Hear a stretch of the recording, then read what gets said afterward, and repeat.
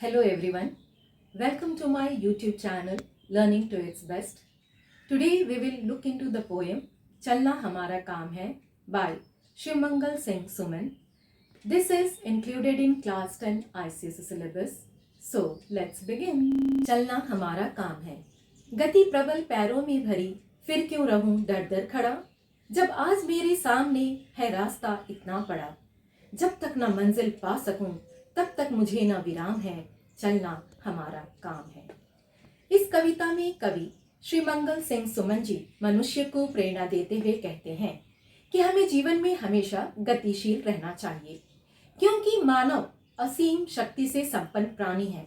उसमें अद्भुत क्षमताएं हैं, जिसके कारण वह बड़ी से बड़ी चुनौतियों का सामना करने की शक्ति रखता है। यहाँ गति का अर्थ रफ्तार से है, प्रबल यानी शक्तिशाली, दर दर का अर्थ एक दरवाजा से दूसरा दरवाजा, मंजिल का अर्थ लक्ष्य और विराम का मतलब ठहरना, रुकना या आराम करना है।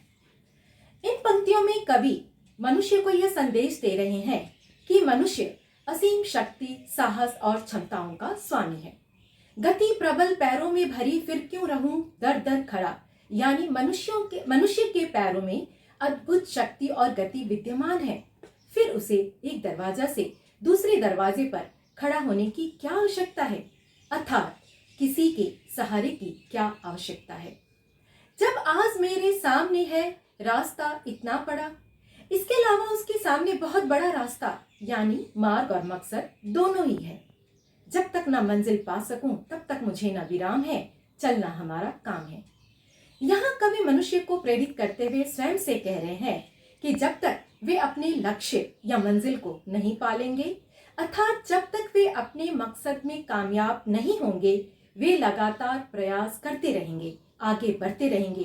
वे बिल्कुल भी नहीं रुकेंगे, नहीं ठहरेंगे, चाहे उन्हें कितनी भी मुसीबतों और चुनौतियों का सामना क्यों न करना पड़े।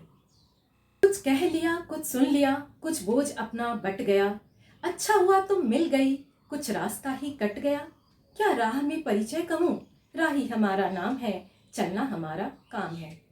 इन पंक्तियों में कवि कहते हैं कि जीवन पथ पर चलते हुए अनेक राही मिलते हैं, जिनसे हम अपना सुख दुख बांट लेते हैं, जिससे हमारा मन का बोझ हल्का हो जाता है। यहाँ कुछ कह लिया, कुछ सुन लिया से तात्पर्य अपने दुख सुख को बांटने से है। अच्छा हुआ तो मिल गई, कुछ रास्ता ही कट गया, अर्थात जीवन पथ पर चलते हुए कवि को उनकी प्रेमिका जीवन साथी के रूप में मिल गई, जिससे बात कर उनके मन का बोझ थोड़ा कम हो गया और आगे का कुछ रास्ता आसानी से कट गया, क्योंकि कहा जाता है कि अगर कोई अपना दुख को बांट ले तो मन हल्का हो जाता है। क्या राह में परिचय कहूँ, राही हमारा नाम है, चलना हमारा काम है। राह का अर्थ रास्ता और राही का मतलब रास्ता में चलने वाले। यहाँ कवि अपना परिचय जीवन पथ पर चलने वाले एक राही के रूप में देते हैं, जिसका मकसद अपने लक्ष्य को प्राप्त करने के लिए जीवन पथ पर निरंतर आगे बढ़ना है, चलते रहना है, क्योंकि यही उनका कर्तव्य है, कर्म है। जीवन अपूर्ण लिए हुए, पाता कभी खोता कभी, आशा निराशा से घिरा, हंसता कभी रोता कभी, गति मति न हो अवरुद्ध, इसका ध्यान आठों याम है, चलना हमारा काम है। यहाँ सुमन जी कहते हैं कि मानव जीवन अपूर्ण है, यानी मनुष्य के जीवन में अनेक पड़ाव आते हैं। कभी सुख तो कभी दुख झेलना पड़ता है, कभी कुछ पाता है तो कभी को खोता है, कभी आशा है तो कभी निराशा, कभी हम हंसते हैं तो कभी रोते हैं। गति मति न हो अवरुद्ध, इसका ध्यान आठों याम है, चलना हमारा काम है। गति यानी रफ्तार और मति का अर्थ बुद्धि, सोच विचार से है। अवरुद्ध का अर्थ रुकावट और आठों याम मतलब हर समय।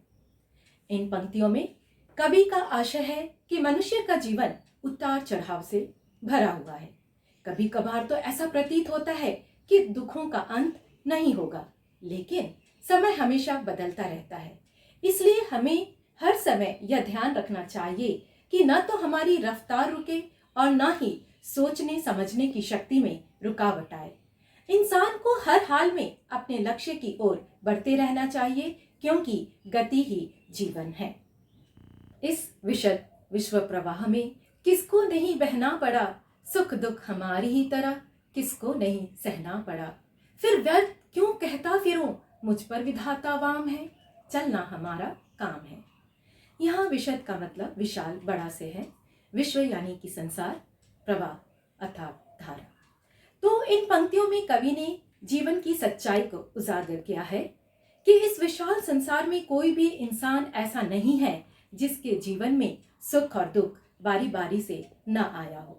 अर्थात सुख और दुख जीवन के महत्वपूर्ण अंग हैं। इसलिए दुख पड़ने पर ईश्वर को दोषी नहीं ठहराना चाहिए। फिर व्यर्थ क्यों कहता, फिर वो मुझ पर विधाता वाम है। व्यर्थ का मतलब बेकार, विधाता यानी कि ईश्वर, और वाम का मतलब विरुद्ध। तो हमें बेकार में यह नहीं सोचना चाहिए कि ईश्वर हमारे विरुद्ध हैं, हमारी किस्मत खराब है, अतः मनुष्य को हर हाल में आगे बढ़ते रहना चाहिए। हमें किसी को भी इसके लिए जिम्मेदार नहीं ठहराना चाहिए। मैं पूर्णता की खोज में दर दर भटकता ही रहा, प्रत्येक पग पर कुछ न कुछ रोड़ा अटकता ही रहा। पर हो निराशा क्यों मुझे, जीवन इसी का नाम है, चलना हमारा काम है। इन पंक्तियों में सुमन जी ने मानव जीवन की वास्तविकता से परिचय कराया है कि जीवन रूपी राह में पूर्णता यानी सफलता पाने के लिए बहुत प्रयास कोशिश करना पड़ता है। लेकिन जिस ओर भी कदम बढ़ाया जाता है उस ओर कोई न कोई रुकावट आकर खड़ा हो जाता है। हमारे सब दिन एक समान नहीं होते। इंसान को आगे बढ़ने के लिए अनेक मुश्किलों का सामना करना पड़ता है। ऐसा कोई इंसान नहीं है जो बिना कर्म किए सफलता यानी पूर्णता प्राप्त कर ले। पर हो निराशा क्यों मुझे, जीवन इसी का नाम है, चलना हमारा काम है। यहाँ कवि कहते हैं कि जीवन पथ पर मनुष्य को अनेक कठिनाइयों बाधाओं का सामना करना पड़ता है, लेकिन हमें निराश नहीं होना चाहिए, घबराना नहीं चाहिए, क्योंकि कठिनाइयों से लड़कर आगे बढ़ने में ही जीवन की सार्थकता है। अतः हमें हर परिस्थिति में गतिशील रहना चाहिए, आगे बढ़ते रहना चाहिए। कुछ साथ में चलते रहे, कुछ बीच ही से फिर गए, पर गति न जीवन की रुकी, जो गिर गए सो गिर गए, चलता रहे हरदम, उसी की सफलता अविराम है, चलना हमारा काम है।